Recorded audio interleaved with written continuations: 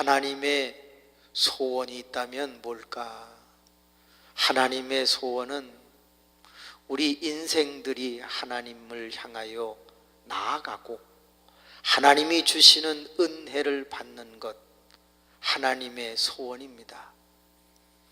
그러면 하나님의 종, 하나님의 사자, 목사님들의 소원은 뭘까요?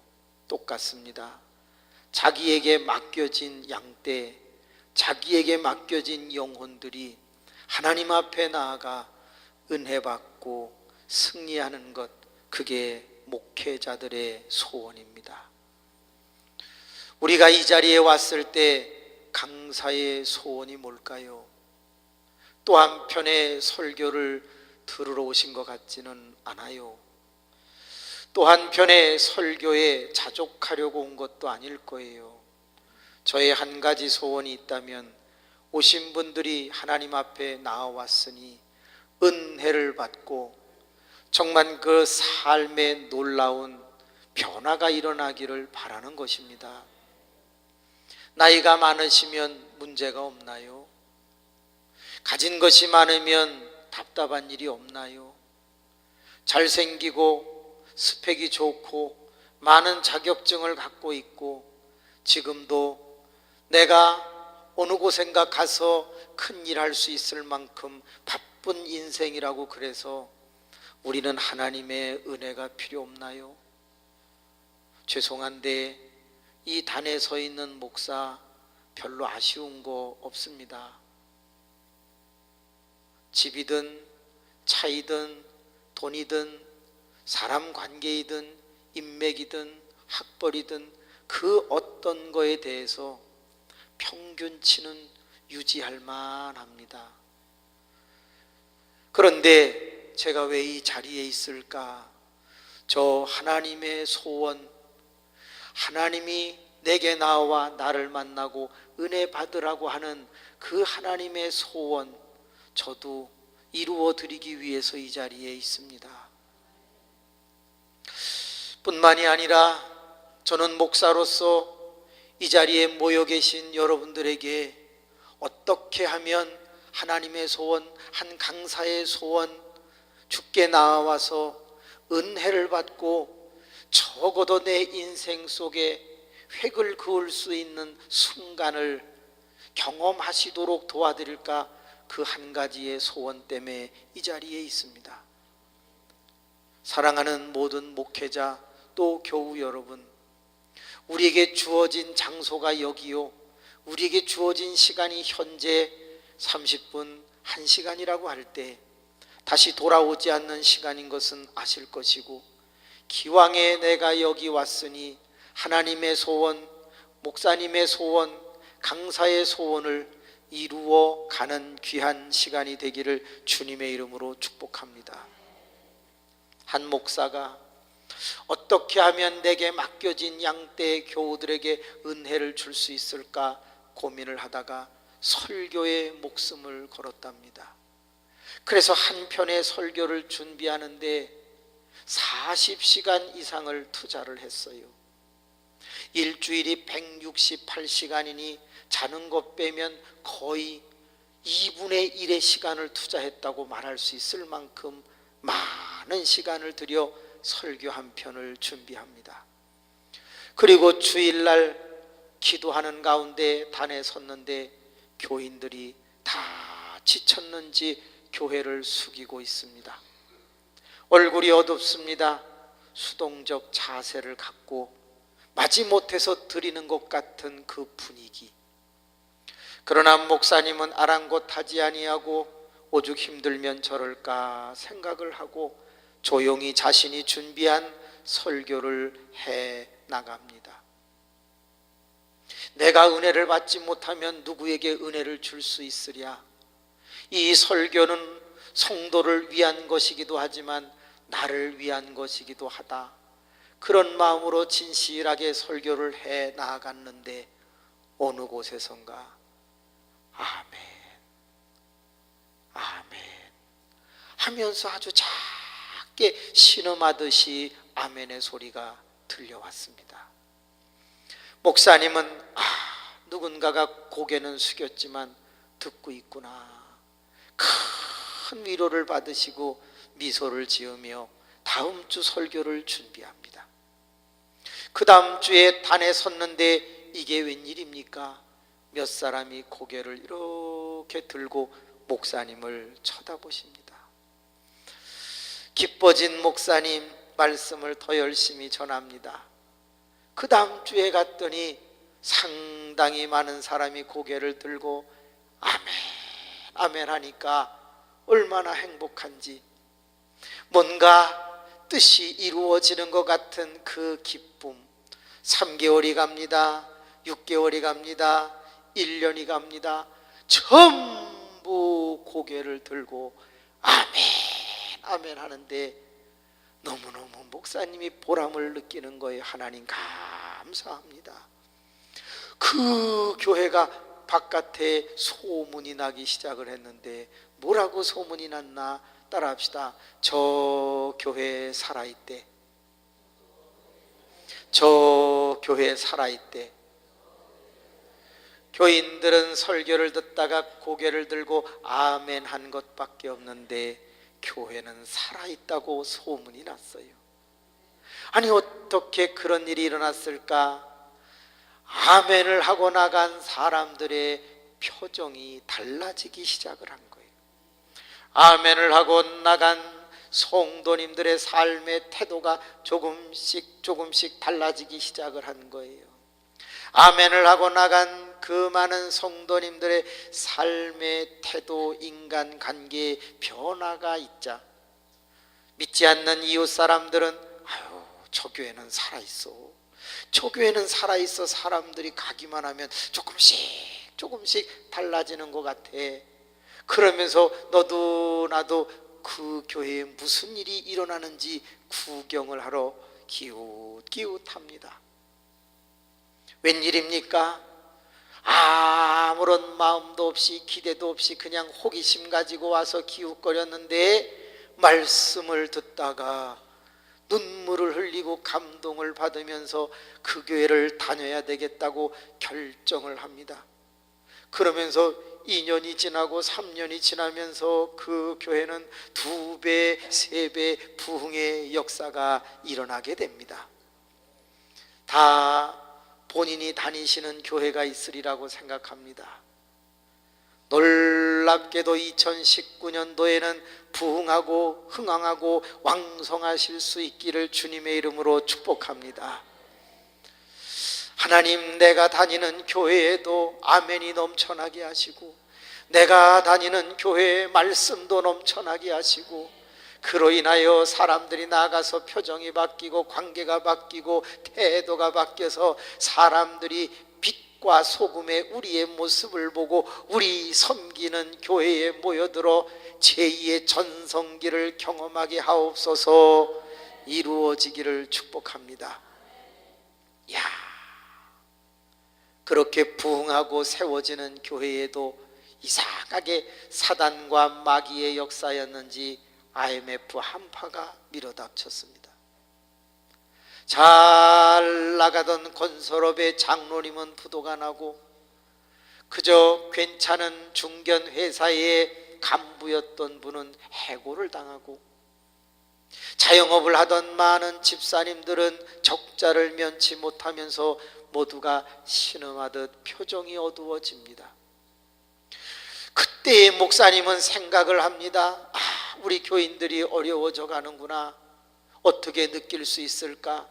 1명, 2명 고개를 숙이기 시작을 합니다. 뿐만이 아니라 입이 닫혀지고 아멘이 사라지기 시작합니다. 한국 교회의 현상입니다. 강요하지 않으면 아멘하지 않는 시대가 되어버렸고, 고개 들라고 하지 않으면 들지 않는 시대가 되었으니, 환경 때문일까, 여건 때문일까, 형편 때문일까, 수없이 많은 사람들이 하늘보다는 땅바닥을 쳐다보는 시대로 변해갑니다. 목사님은 내가 설교를 못해서 그런가, 희망을 못 줘서 그런가 생각을 하고 설교를 더 열심히 준비하여 증거합니다. 그래도 교인들은 입을 닫고 고개를 숙이고 있습니다. 한 다리가, 두 다리가, 세 다리가 교인은 줄지를 않는데 분위기는 아주 어두워지고 있습니다. 그때에 강대상에 무릎을 꿇고, 하나님, 제가 말씀을 바로 대언하지 못해서 그런 건가요? 하나님, 우리 교인들이 더 이상 제 말을 듣지 않네요. 제 설교를 듣지 않네요. 하나님, 나를 다른 교회로 보내주세요. 그리고 능력 있는 주의 종을 보내셔서 이 영혼들에게 희망과 꿈과 소생함을 허락해 주시기를 바란다고 간절히 강단에서 무릎을 꿇고 기도를 합니다. 새벽에 합니다. 밤에도 합니다. 낮에는 신방을 합니다. 그리고 또 준비하여 단에 서봅니다.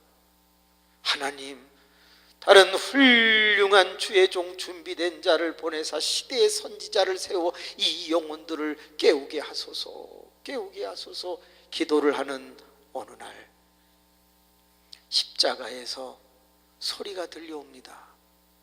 예이야, 네 교인들이 네 말을 안 듣느냐? 예전에는 잘 들어서 아멘 하면서 크게 부응을 했는데 요즘은 다시 예전으로 돌아가 고개를 숙이고 말씀을 잘 듣지 않습니다. 아들아, 너무 염려하지 마라. 네 교인은 요즘 네 말만 안 듣는 게 아니다. 내 말도 안 듣는다. 전능하신 하나님 나 여호와의 말씀도 안 듣는데 뭐 네 말 안 듣는 걸 갖고 낙심을 하고 좌절을 하고 그러냐? 그냥 너는 참 종이니 버티도록 해라. 너 혹시 돈 있냐? 너 은행에 가서 수표 한 장만 끊어가지고 주일날 단에 서라. 그러면 내가 네 교인 모두에게 큰 회개의 기회를 주마. 목사님이 은행에 가서 이 통장 저 통장 정리해 보니까 100만 원 정도 만들어지더래요. 수표 한 장을 끊어가지고 지갑에 놓고 주일날 단에 섰는데 모든 교인들이 고개를 숙이고 있자 지갑에서 수표를 꺼내셨다는 거예요. 이렇게 꺼내가지고, 여러분, 제가 이렇게 100만 원짜리 수표 하나를 준비했는데 혹시 이거 받고 싶은 분 있으면 손 들어보세요. 했더니 일제히 대가리를 들면서 전부 그 수표를 쳐다보더라는 거예요. 그러면서 너도 나도 손을 들더래요. 손들 내리세요. 그리고 목사님이 이번에는 그 들고 있던 100만 원짜리 수표를 구겼대요. 여기 이제 헌금이 들어있는데 너무 힘들어하지 마세요. 그리고는 여러분, 이 구겨진 수표를 아직도 받고 싶으면 한번 손을 들어보세요. 그러자 피실피실 웃으면서 또 손들을 다 들더래요. 손들 내리세요. 그러더니 이번에는 그 수표에다가 해갖고 침을 하고 뱉어서, 자, 이 더러워진 수표를 아직도 받고 싶으면 손을 들어보세요. 그러자 모두가 에이, 설마 주겠어? 설마 주겠어? 하면서도 손을 다 들었답니다. 그때 목사님이 손들 내리세요 하고 자기가 기억하는 과부 집사님을 나오라고 했어요. 집사님, 요즘 살기 많이 힘드시지요? 자, 이거 하나님이 주시는 거니 받으세요. 아, 목사님, 이거 진짜 주시는 거예요? 그러면요, 감사합니다. 제가 요즘 많이 힘든데 감사합니다. 그분이 막 울면서 들어가는데 그때 오한이 봉봉해 하는 교인들을 바라보면서 목사님이 심각하게 얘기합니다. 여러분은 왜 수표가 반듯할 때나 구겨졌을 때나 침에 발려 더러워졌을 때 다 웃으면서 손을 들고 받겠다고 했습니까? 줄지 안 줄지도 모른다면서 왜 손을 들었습니까? 그래요. 여러분도 알고 저도 아는 한 가지의 진실이 있죠. 그것은 수표의 상태는 자꾸 바뀌어가도 가치는 바뀌지 않는다는 사실을 알았기 때문이죠. 생각해 봅시다. IMF를 지나가면서 여러분의 삶의 상황이 자꾸 바뀐다고 합시다. 몸도 아프고 부도도 나고 인간관계도 누명을 쓰고 억울한 일을 당하고 자꾸 상태는 나빠진다고 합시다. 인생이 더러워지고 초라해지고 병약해진다고 합시다. 그러나 한 가지 기억하세요.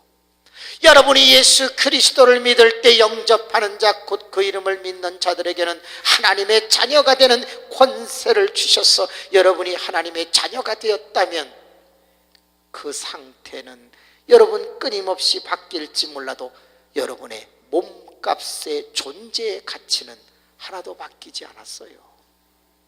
여러분의 인생은 계속해서 하나님의 자녀요, 여러분의 인생은 계속해서 하나님의 아들이요 딸인 것을 왜 잊으시나요? 잠시 내가 가난해지고 내 인생이 구겨지고 내 인생이 초라해진다고 해서 여러분이 고개를 숙이고 말씀 앞에서 아멘을 잃어버릴 이유가 있어요? 하면서 목사님이 말씀을 던졌네요. 모든 사람들이 가만히 있는데 그때에 70이 넘으신 장로님 한 분이 일어나셨어요. 앞으로 더벅더벅 나오시더니 이 앞에 무릎을 꿇으시네요. 하나님, 내가 70년을 예수님을 믿으면서 단 한 번도 하나님을 원망한 적이 없었습니다. 그런데 이번에 부도가 나고 나자 교인들 보기에 민망하고 저것이 잘 안 믿어갖고 부도난 거야 라고 왠지 손가락질하는 것 같아서 하나님, 내가 부끄러워서 고개를 숙이고 힘을 잃었는데 오늘 하나님의 말씀을 들어보니 내 인생은 끝나지 않았군요. 내가 하나님의 자녀인 데는 변함이 없군요. 하나님, 내가 회개합니다. 감사합니다. 그러면서 막 눈물을 흘리며 성도를 의식하지 아니하고 회개의 기도에 들어갑니다. 이게 웬일입니까? 앉아있던 남자 한 사람 두 사람 자리에서 일어나더니 옆으로 나오고 앞으로 나오더니 바닥에 무릎을 꿇고는 하나님, 맞습니다. 맞습니다. 내 인생은 끝나지 않았습니다. 내 인생은 끝나지 않았습니다. 사람이라는 존재는요, 생각하는 게 달라요. 깨닫는 게 달라요. 똑같은 상황에서 깨닫는 거 하나만 있으면 인생은 전혀 달라질 수 있다는 거예요. 누구나 다 아는 말 중에 자살이라고 하는 그 단어를 뒤집으면 살자가 된다고, 우리의 인생이 한 가지만 깨달으면 너무너무 다른 삶을 똑같은 상황에서 도전하게 된다는 걸 아시나요? 오늘 읽은 성경 말씀에도 인생이 구겨지고 더러워지고 초라해진 한 노인이 등장하네요. 모세라고 하는 사람입니다. 나이 80에 등장하는 거 아시지요? 솔직히 말할게요. 요즘도 고령화된 사회 속에 살지만 나이 80살 되면 희망 없습니다. 살아온 날보다 살아갈 날이 짧아요. 눈도 백내장, 녹내장 찾아오거나 수술해야 돼요. 언제부터인가 귀에는 이명같이 팔이 날르는 소리 들리고요. 작게 설교하면 뭔 소리인지 못 알아듣는다고요. 임플란트 박아가지고 튼튼한 이빨 같지만 뭔 맛인지 잘 모르고 아침에 일어나서 계단도 짝발로 내려가야 되는 무릎이 많이 고장나고 닳아버린 그런 존재로 살아간단 말이에요. 나이 80, 죄송한데 희망 없습니다. 100세? 그래요. 유엔은 이렇게 발표했습니다. 18세부터 65세까지를 누구라고 정의 내렸습니까? 청년이라고 정의 내렸습니다. 이번에 발표했습니다. 아무리 발표를 그렇게 하고 긍정적으로 좋게 말한다 할지라도 나이는 나이고 고령은 고령이에요. 제가 사는 동네에 사람들이 경제적으로 그리 어렵지 않은 것 같아요. 그래서 날마다 얼굴에 뭔가를 맞으시는 것 같아요. 그래서 팽팽해요. 근데 여러분, 속일 수 없는 부위가 있어요. 어디예요? 목입니다. 목은 쪼글쪼글해요. 또 속일 수 없는 데 있습니다. 어디예요? 손등이에요. 손바닥도 그렇지만 손등은 속일 수 없어요. 배현정이라고 하는 코미디언도 얼굴은 팽팽해요. 곤지암 소머리국밥집 하는 그분 만나봤거든요. 목은요 쪼글쪼글해요. 손도 어쩔 수 없어요. 방법이 있다면 가죽을 당기는 길밖에 없어요. 얼굴이 쪼글거리면 뒤에서 잡아 당겨갖고 꼬매든지 위로 긁어 올리고 아래로 빼고 그러는 수밖에 없어요. 실제로 그런 수술도 있다고 들었는데, 나이 80살 제일 큰 문제가 뭐냐? 의욕이 안 생겨요. 죄송한데요, 사람들이 재미있게 뛰는 경기를 보면서 축구든 야구든 농구든 배구든 뛰고 싶은 생각이 없어요. 마음은 청춘이라고요? 그건 주둥아리가 청춘이지 마음은 청춘이 아니에요. 입만 살아있는 거지. 아직은 그래요. 아직은 그렇습니다. 나이 많을 때 쉽지 않아요. 저희 교회에 한 젊은이가 등록을 했어요.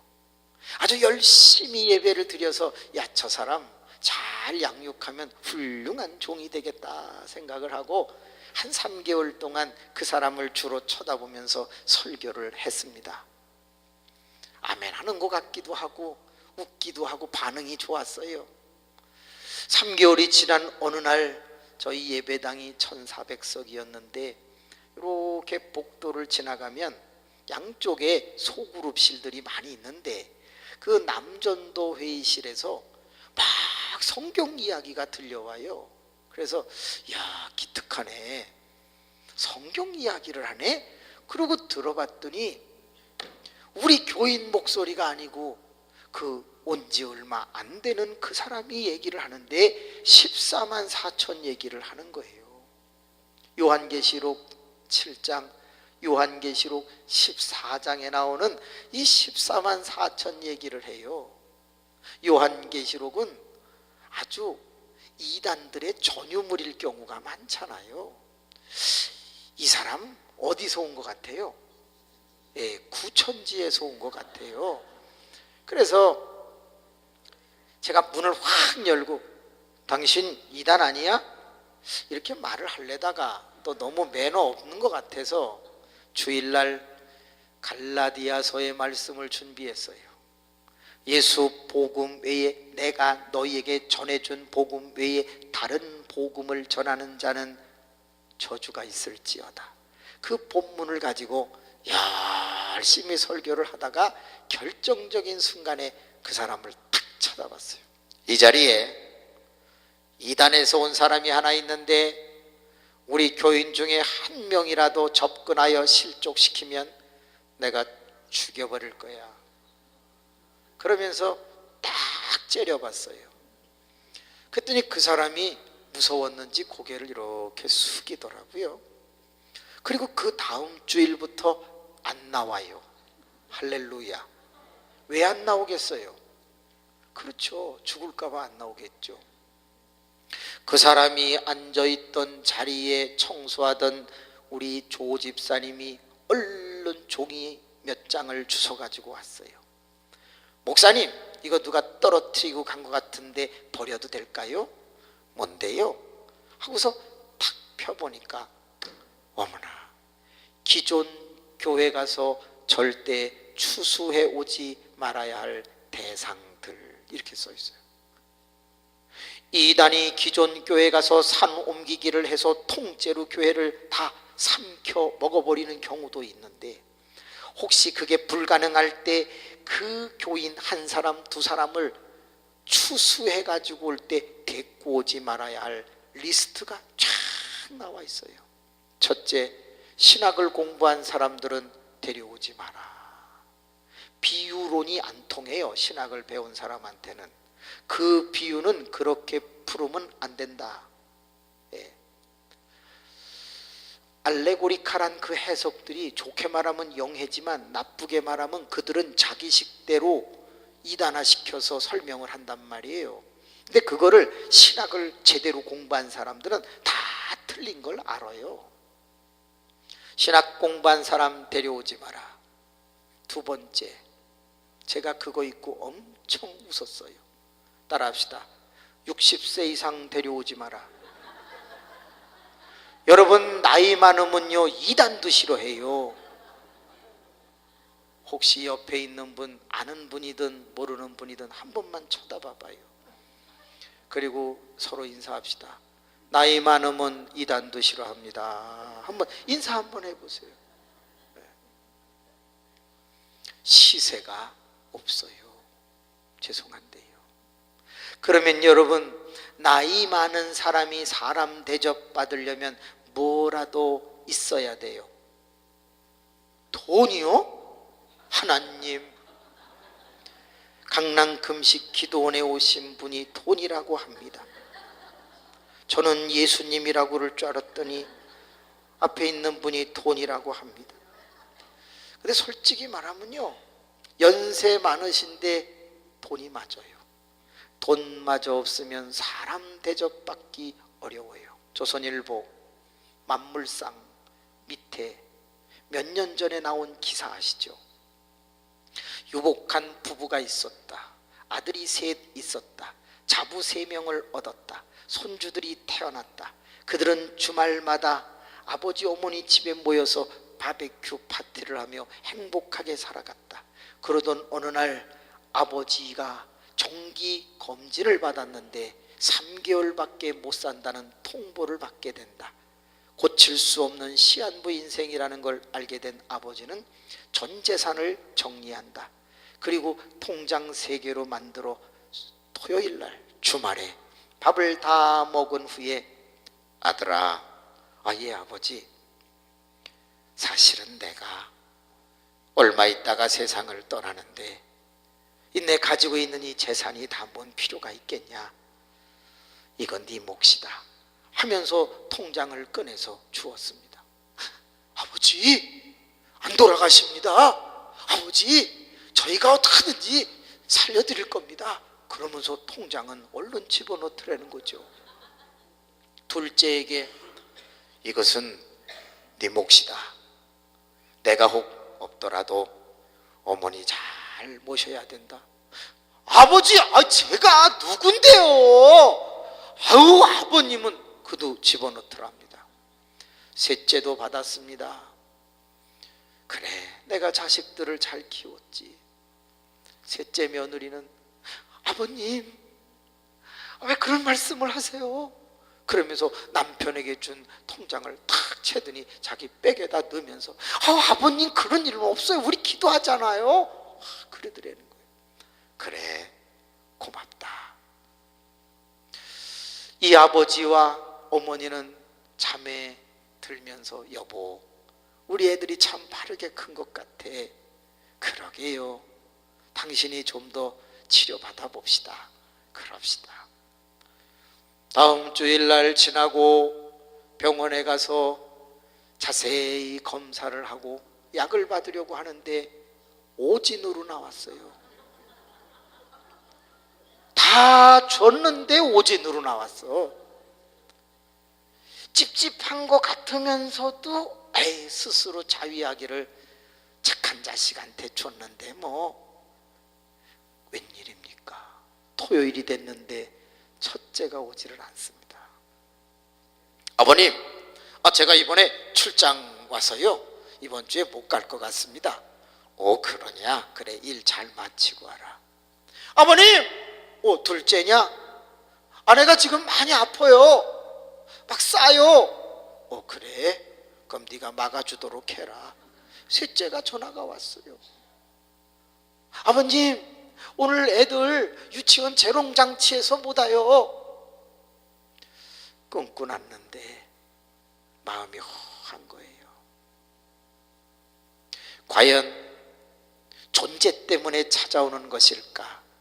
소유 때문에 찾아오는 것일까? 만물상의 결론입니다.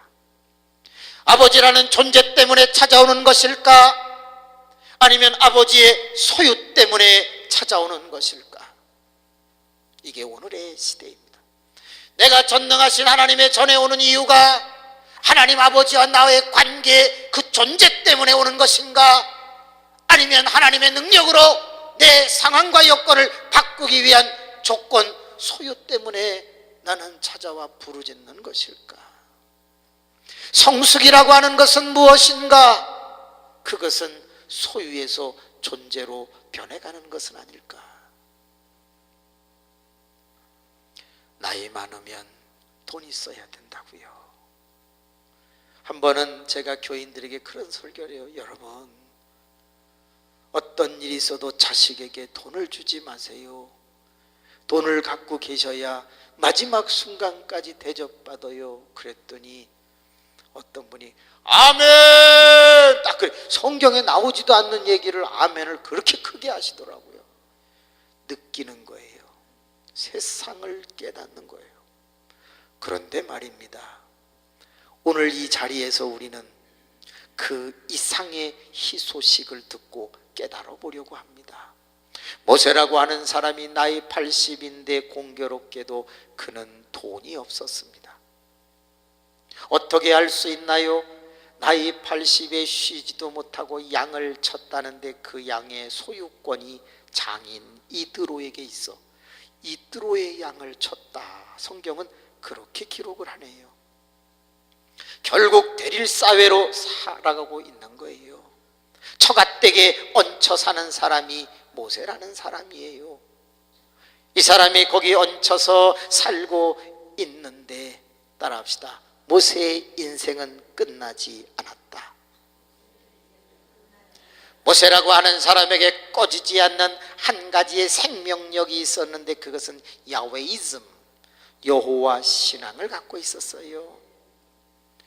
내가 나이가 들었던, 내가 가난했던, 내가 대릴사위로 살던, 내가 처갓집에 얹혀 살던, 내가 그 장인의 양을 치던 그에게는 변하지 않는 하나가 있었으니 그것은 여호와 하나님과 자기와의 관계, 즉 존재라는 게 있었어요.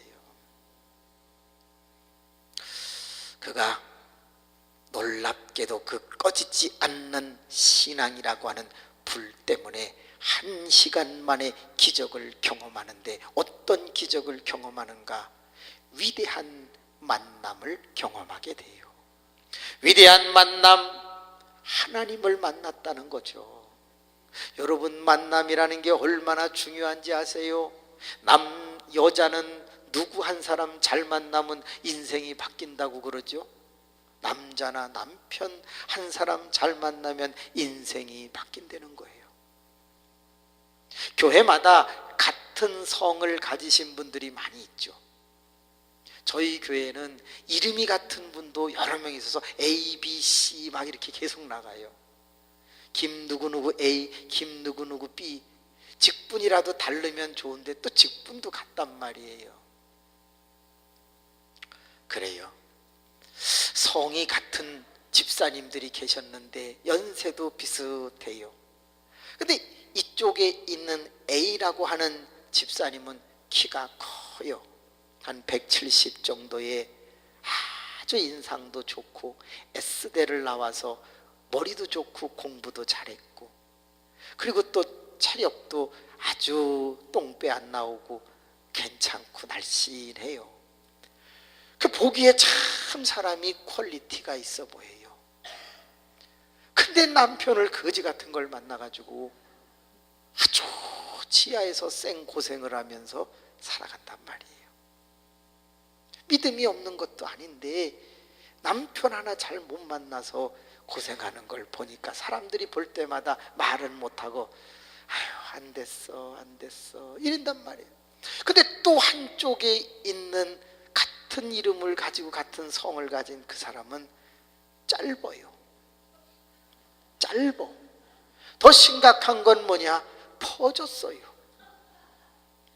공부도 많이 못하셨는지 약간 또라이예요.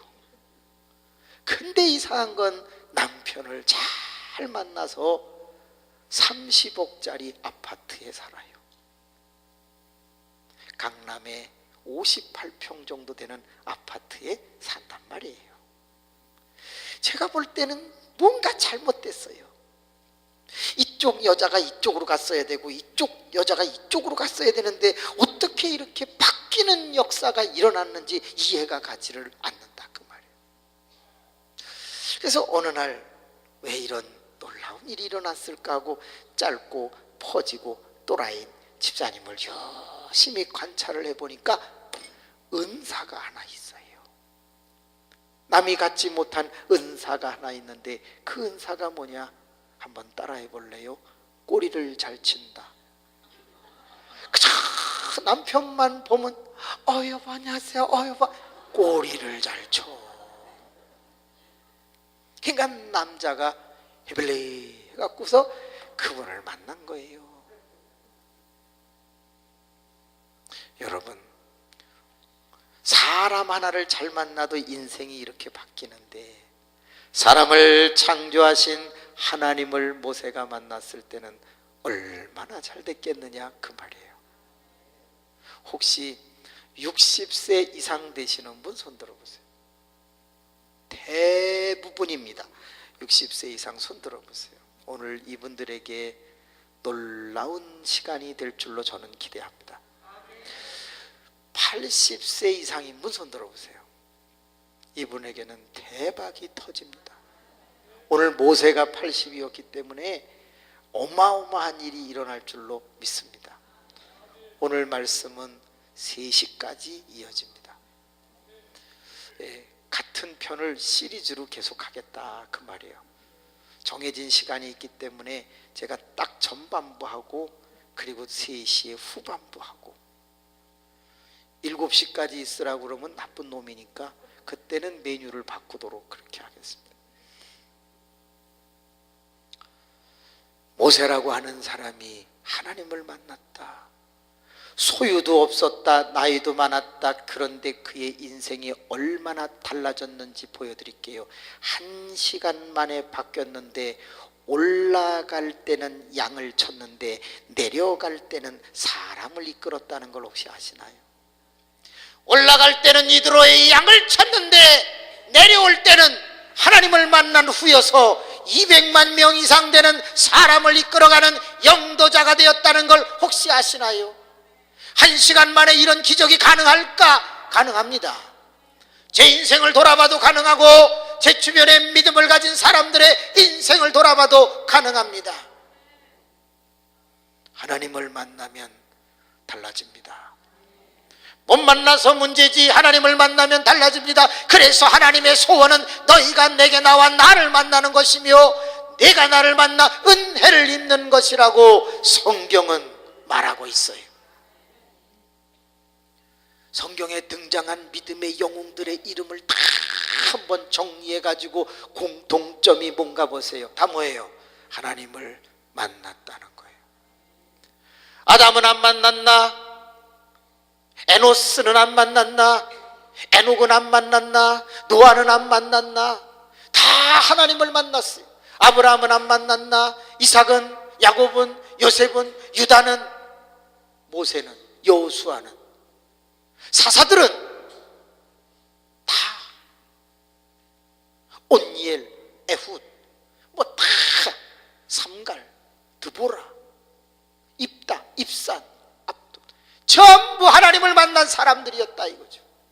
그들은 역사의 한 페이지를 장식했어요. 저는 날마다의 소원이 그거예요. 하나님을 꼭 만나서 제 인생이 주저앉지 않고 나이를 초월하여 계속 변화되게 도와주옵소서. 계속 변화될 수만 있다면 나이 80살이 무슨 상관이 있겠는가? 90살이 무슨 상관이 있겠는가? 사람들은 우리를 향하여 부러워할 텐데 말입니다. 모세라고 하는 사람이 드디어 하나님을 1시간 만에 만나고 나자 그의 초라했던 인생은 사라지고 모두가 추앙하고 바라볼 수밖에 없는 위대한 역사가 일어났다는 사실을 성경은 우리에게 증거하고 있는데, 이것이 왜 항상 남의 이야기여야만 하는가? 이것이 왜 내 이야기가 되면 안 되는 것인가? 나는 민족의 영도자가 아니기 때문인가? 아니에요. 작게 말하면 가정의 영도자가 아닌가? 한 회사의 지도자가 아닌가? 적어도 한 교회의 책임자가 아닌가? 우리 나름대로 한 구역의 구역장은 아닌가? 인원의 차이는 있지만 우리는 얼마든지 모세같이 살아갈 수 있다는 걸 느끼는 거죠. 그런데요, 세상의 많은 사람들은 자기 능력을 개발하여 모세처럼 되려고 하는 교육, 에듀케이션을 받아요. 그래서 스펙을 쌓아 올려요. 그게 틀린 건 아닌데 돌아보세요. 모세라고 하는 사람의 스펙이 얼마나 대단했나. 이집트 왕자 함부라비 법전을 이미 다 배워버린 사람, 군사, 교육, 외국어, 모든 것, 정치, 경제, 사회, 문화, 종교, 모든 것을 섭렵하는 그 모세 아니에요? 40대에 그 모든 것을 다 이루었잖아요. 근데 그는 초라하게 양치고 있다 이거죠. 저희 교회는 금요일마다 9시 30분이 되면 노숙자 성경 공부를 시켜요. 약 130~140여 명이 모이죠. 겨울에는 파카 잠바를 주고 양말을 주고 또 매번 올 때마다 교통비를 주고, 주변에 있는 모든 빵집들이 미션 푸드라고 그래서 빵을 갖다 주면 그 빵 또 주민 중에 한 사람이 매주마다 떡을 해다 줘요. 그러면 그 떡, 커피, 그들이 필요한 거 뭐든지 주면서 성경 공부를 가리킨다고요. 근데요, 스펙이 대단한 사람이 있더라고요. S대 나온 사람이 거기 있더라고요. 모 회사의 CEO였던 사람이 그 자리에 있더라고요. 솔직히 말하면 저보다 훨씬 많이 배운 사람이 그 구제 현장에 와서 앉아 있다고요. 얼굴도 잘 생겼습니다. 그분들에게 예배를 자꾸 받더니 예배는 안 보고 주무시더라고요. 안 되겠다. 성경을 가리키자 페이퍼를 나눠주고 하나하나 가리키기 한 지 3년. 이제는 성경 시험을 보면 만점 나오는 사람이 8명, 9명이에요. 근데 이상하죠. 왜 그들은 노숙자를 그만두지 않는 것일까? 그 중에 한 사람은 강남에 어마어마하게 큰 집을 갖고 있어요. 근데도 거기를 와요. 하나님을 만나지 않은 사람은 스펙이 차려하든 소유가 넘쳐나든 죄송한데 다른 사람을 감동시킬 만한 놀라운 인생을 살지 못해요. 모세라고 하는 사람은 어떤가요? 갑자기 소유가 늘어난 게 아니잖아요. 좋은 학원을 나와서 라이센스를 딴 게 아니잖아요. 하나님을 만났다는 이유 하나 때문에 그의 사역이 달라지고 인생이 바뀌었다면, 아하, 내가 이 자리에 와서 1시간 만에 혹 하나님을 만날 수 있다면 정말 내 인생도 달라지는 것은 아닐까? 도전할 수 있지 않을까요? 저는 어린 시절 자폐증으로 자라났어요. 말을 하지 못했죠. 그런데 목사가 되어 있어요. 간단하게 말하면 무슨 일이 일어난 걸까요? 어머니의 기도로 제가 하나님을 만난 거예요. 그래서 저는 말을 빨리 하지 못해요. 말을 빨리 하면 말을 더듬어요. 그래서 한 가지 좋은 점은 말을 또박또박해요. 그래서 히어링이 잘 되고 듣기가 좋고, 그래서 그런지 우리 교회 교인들은 전부 연세 드신 분들만 모여요. 할렐루야. 평균 연령 64.6세. 거참. 그래서 말을 빨리 해보려고 하면 자꾸 혀가 꼬여서 혀 깨물어요. 상관없어요. 하나님을 만났는데 하나님의 은혜 가운데 분명한 체험을 갖고 살자.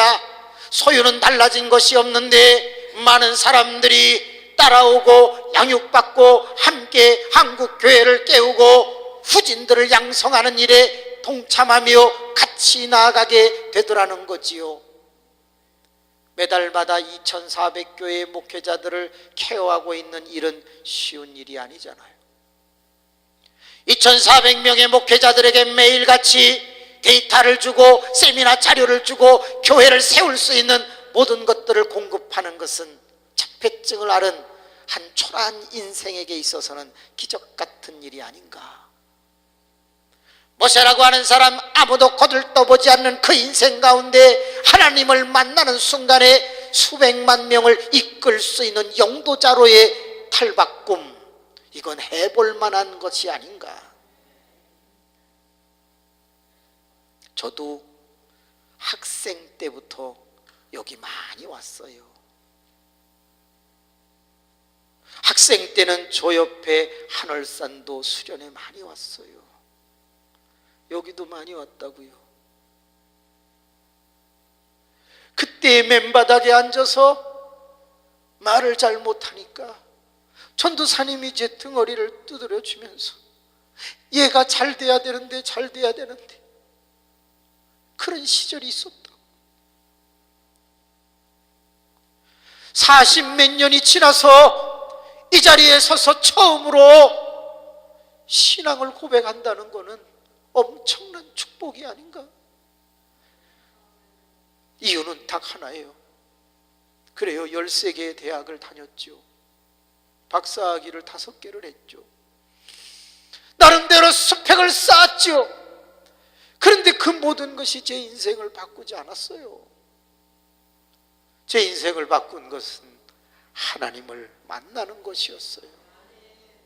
하나님은 어디든지 계시고 언제든지 계신다는데 사람들은 그 하나님을 만날 생각을 하지 않아요.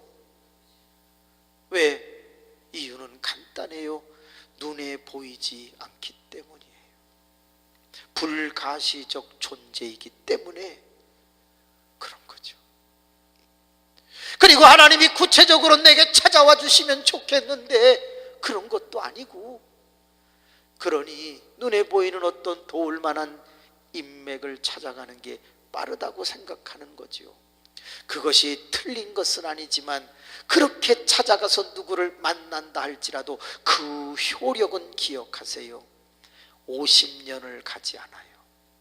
다시 말하면 내가 죽은 후에는 그 많은 효력들이 나를 책임져 주지 않더라는 거예요. 그러나 내가 죽은 후에도 나를 책임져 주시는 능력자 하나님이에요. 그래서 그 하나님을 만나면 금생도 잘 되고 내생도 승리할 수 있기에 저는 금융업에 잘 나가다가 이 길을 택했어요. 8,000개 점포에 1등 직원으로 인정까지 받았던 사람 중에 하나예요. 그러나 다 내려놓고 이 길을 갑니다.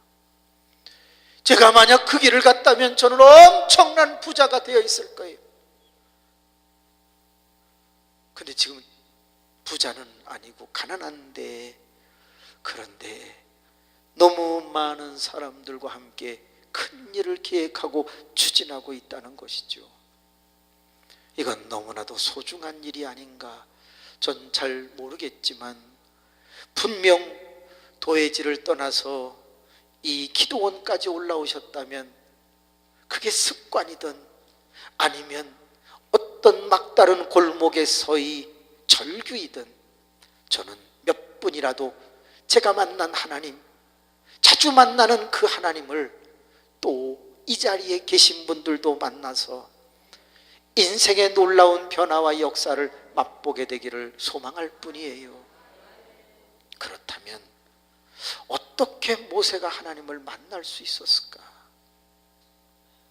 왜 만남의 주도권은 모세에게 있는 게 아니라 주권자 하나님에게 있거든요. 그러면 하나님이 80년 동안 만나주지 않던 모세를 그날은 왜 만나 주었을까? 이게 궁금한 거예요. 신학을 32년 동안 하고 신학대학에서 교수로 지냈던 제가 어떻게 해서 이 모세가 하나님을 만났지? 하나님은 왜 모세를 만나 주었지? 가능성도 엿보이지 않는 나이 80에 별 볼 일 없는 사람, 소유도 없는 사람, 이 사람을 왜 만나 주었지? 하고 이 본문을 참 많이 읽어봤어요. 그러던 어느 날이었어요. 제 인생의 회오리바람이 불어오게 만드는 몇 가지의 코드를 찾게 되었어요. 그 첫 번째 코드는 따라합시다. 모세가 하나님과 연관된 장소로 갔다. 모세라고 하는 사람이 양을 치는데 꼭 하나님의 산 쪽, 호렙산 쪽으로 가야 되는 것은 아니잖아요. 양을 치기 위해서 꼴이 있는 곳이라면 동쪽으로 가도 되고 남쪽으로 가도 되고 북쪽으로 가도 되고 어느 쪽으로 가도 상관이 없는데 오늘따라 그는 서쪽 하나님의 산이 있는 호렙산 쪽으로 갔다는 거예요. 여러분, 어디 모세가 하나님을 만나러 간 겁니까? 양치러 갔지. 양치러 갔는데 결과는 어떻게 됐냐? 양도 치고 하나님도 만났다는 게 오늘의 이야기예요. 그렇다면 내가 어떤 공간에 매일 때에 내가 주로 어느 쪽으로 자주 가야 하나님을 만날 수 있겠는가? 하나님과 연관된 장소가 아닐까라는 거예요. 하나님은 술집에도 계시거든요. 하나님은 교도소에도 계시거든요. 무소부지하시니까요. 하나님은 죄 짓는 현장에도 역사하실 수 있고 그곳에 계실 거예요. 죄를 짓기 위해서가 아니라. 그런데 하나님은 그곳에서 죄 짓는 사람을 만나주시는 일은 흔치 않아요. 이사야 59장 2절은 이렇게 말합니다. 너와 나 사이에 죄악이 있어 내가 무엇을 구하든지 내가 듣지 아니하리라. 그런데 죄인들이 죄 짓는 자리, 그 장소에서 하나님이 만나주신다고요? 그럴 일은 없어요. 하나님은 당신의 산에서, 당신의 집에서, 당신이 역사하는 거룩한 곳에서 만나기를 원하세요. 이날따라 하나님을 만나려고 했던 것은 아닌데 모세는 하나님의 산 쪽으로 양을 이끌고 가네요. 이게 키였어요. 이게 놀라운 거예요. 솔직히 매주마다 많은 교인들이 하나님을 만나야 되겠다고 올라오는 교인들은 제가 알기로는 99%가 아니에요. 그냥 하나님의 집에 가서 예배 본다는 거지, 습관을 쫓아 직분을 감당하기 위한 것이지, 내가 매주마다 하나님의 전에 올라가서 만나야지, 과연 몇 사람이나 그렇게 알고 있을까? 목사는 그런가? 기도원은 좀 달라요. 일반 내가 신앙생활하는 데서 얻지 못한 것을 좀 더 애절하게 매달려 보기 위해서 기도원을 찾았었으니까. 그러니까 기도원은 좀 달라요. 왜? 하나님은 어디든지 계시는데 우리의 자세가 좀 다른 거지. 그러나 모세라고 하는 사람은 특별한 자세를 가지고 하나님의 산에 올라간 게 아닌데도 만났다면, 오늘 우리가 이 자리에 왔을 때 어떤 자세로 왔는가? 그냥 온 사람도 있겠지만 뭔가 기도 좀 해볼까, 하나님에게 문제 좀 풀어볼까라는 열망을 가지고 왔다면, 모세를 만나주신 하나님이 나를 안 만나주실 리는 아마도 없을 거라고 생각을 한다, 그 말이죠. 갑자기 왜 기도원에서 저에게 연락을 하셨을까? 저는 한국의 작은 교회를 깨우러 매주마다 복음을 전하러 가고 성장 매뉴얼을 가르쳐주는 그런 목사로 학교와 교회를 순회합니다. 그런데 한국의 대기도원이 저에게 연락을 했습니다. 목사님, 목요일 날 오셔서 말씀을 전해주세요. 거기 내가 학생 때 가서 자폐증으로 고생할 때 눈물 흘리던 곳인데, 예, 갈게요. 나 갈게요. 오지 말라 그럴까봐 갈게요. 그래갖고 왔어요. 왜? 분명히 하나님이 말씀을 전하러 보내시는 이유도 있겠지만, 너 다시 나를 또 만나야 될 때가 됐구나 라는 게 아닐까라는 생각이 든 거예요. 그래, 하나님을 다시 만나야 될 때가 왔구나. 그래서 본교회 새벽 기도를 마치고 6시 15분에 출발을 했어요. 쭉 달려왔죠. 모세라고 하는 사람이 양을 이끌고 하나님의 산 쪽으로 가듯이 부족한 종도 하나님의 산 쪽으로 왔습니다. 여러분도 왔습니다. 잘 오셨습니다. 우리가 하나님과 연관된 장소로 즐겨가는 것은 매우 귀한 일 중에 하나입니다. 나에게 정해진 시간은 24시간, 그 24시간을 어느 방향으로 사는가, 그것이 그 사람의 인생을 바꾼다는 걸 저는 잘 알고 있거든요. 저는 갈비를 참 좋아합니다. 특히 양념갈비를 되게 좋아합니다. 사달라는 뜻이 아니라 예를 들으려고 하는 겁니다. 그런데 어머님이 2008년도 4월 4일 세상을 88세로 떠나실 때, 아들아, 내가 네게 물려줄 것이 없구나. 당뇨병을 받도록 하여라.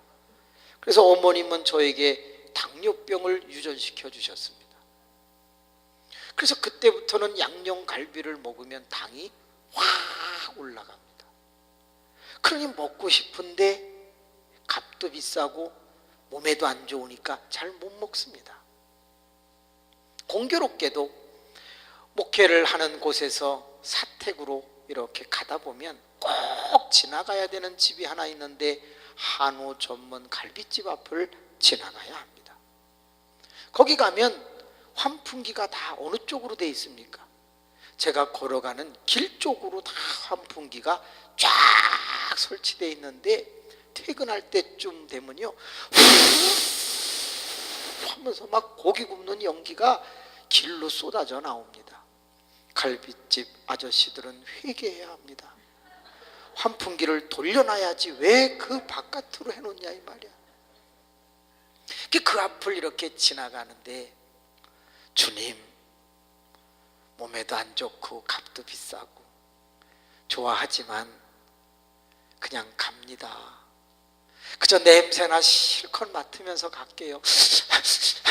막 그러면서 가는데, 그때 주님의 음성이 마음에 느껴져요. 아들아, 먹고 싶냐? 주님, 오늘은 유난히 땡깁니다. 좀 그러면 유리창 안쪽을 쳐다보도록 해라. 그런 생각이 들어서 그냥 지나가면서 이렇게 안쪽을 보니까 우리 교인 6명이 갈비를 구워 먹고 있는 거예요. 그때 마음에 또 주의 음성같이 들려옵니다. 어떻게 하든지 눈에 띄도록 하라. 그래서 앞에서 막 손을 돌리면서 창 안쪽에 있는 집사님들에게 사인을 했어요. 등 돌리고 있는 사람은 저를 보지 못했지만, 맞은편에 있는 사람이 창문에서 뭐가 자꾸 흔들리니까 이렇게 보는데, 제가 서 있으니까 인사를 하고 쏜살같이 나왔어요. 그리고는, 목사님, 저녁은요? 안 먹었어요. 아직 안 먹었어요. 그랬더니 들어가자고 그러더라고요. 그때 홀랑 따라 들어가는 목사, 가벼운 목사죠. 한 번 정도 어떻게 해야 돼요? 그렇죠, 거절은 안 돼요. 왜 거절해요? 미쳤어요, 거절하게. 너무 그렇게 부정적으로 인생을 살면 안 돼요. 사양을 했어요. 사양하고 거절은 같은 의미 같지만 강도가 좀 달라요. 그래서 아닙니다, 사양을. 그때 홀랑 들어가는 집사, 좋은 집사, 나쁜 집사, 여러분 그런 집사는 바로 잘라버려야 돼요. 여러분, 그런 집사님들은 지옥 가야 돼요. 어디를 들어가기는. 그런데 이 집사님이 안 들어가고 제 팔뚝을 잡아 당기면서 목사님 조금만 드시고 가세요. 할렐루야, 할렐루야. 그때 따라 들어갔지. 다 끝나고 바싹 탄 고기 2점이 있는 거예요. 그때 새로 시키려고 하더라고요. 됐습니다. 다 끝났는데요. 들어온 김에 제가 축복 기도해드리고 갈게요 하고 그냥 대가리에 손을 얹고, 주여 다음에 만나면 꼭 사게 하여 주시옵소서. 그러면서 6명을 한 방씩 눌러줬어요. 오늘 3시에 눌러드립니다. 그리고 매실 차 한 잔을 먹고 집에를 왔는데, 어머나, 집사람이 아니 당신은 저녁 차려놓으라고 그러더니 갈비 먹고 왔어요. 그때 제가 엄청난 깨달음과 은혜를 받았어요. 그렇구나, 갈비를 먹지 않았는데 왜 갈비 먹었다고 할까? 냄새 때문에. 사람은 환경의 지배를 받는다는 거예요. 내가 갈비집에 갔다 오니 갈비의 영향을 받았네요. 내가 서점에 가면 책을 뒤적거려야 되겠지. 내가 분식집에 가면 떡볶이나 라면을 먹어야 되겠지. 내가 한식집에 가면은 갈비탕을 먹겠지, 냉면을 먹겠지, 비빔밥을 먹겠지. 내가 중국집에 가면 짬뽕이나 라면이 아니지, 우동을 먹겠지, 탕수육을 먹겠지. 내가 술집에 가면 죄를 짓겠지, 술을 먹겠지. 그런데 내가 하나님과 연관된 장소에 온다면 어떻게 될까? 하나님을 만나든지, 아니면 은혜의 덩어리를 받든지, 아니면 은혜 냄새라도 받아서 표정이라도 바뀌겠지. 하나님의 전에서 죄 짓는 사람이 있는가? 없어요. 그렇구나, 인간은 어떤 존재인가? 정해진 시간 안에 정해진 장소에서 영향을 받는 존재. 그래서 모세가 하나님과 연관된 장소로 올라간 것처럼 우리가 이곳에 있다는 게 기회가 아닌가. 시간 되었습니다. 3시에 계속하겠습니다. 기도합니다. 은혜가 많으시고 자비로우신 아버지 하나님, 정한 시간이 되어 말씀을 마칩니다. 오늘 이 자리에 있는 모든 영혼들이 깊이 주님을 만나러 온 것이 아니라 할지라도 이 자리에 온 것만으로도 주님이 만나 주시기를 원합니다.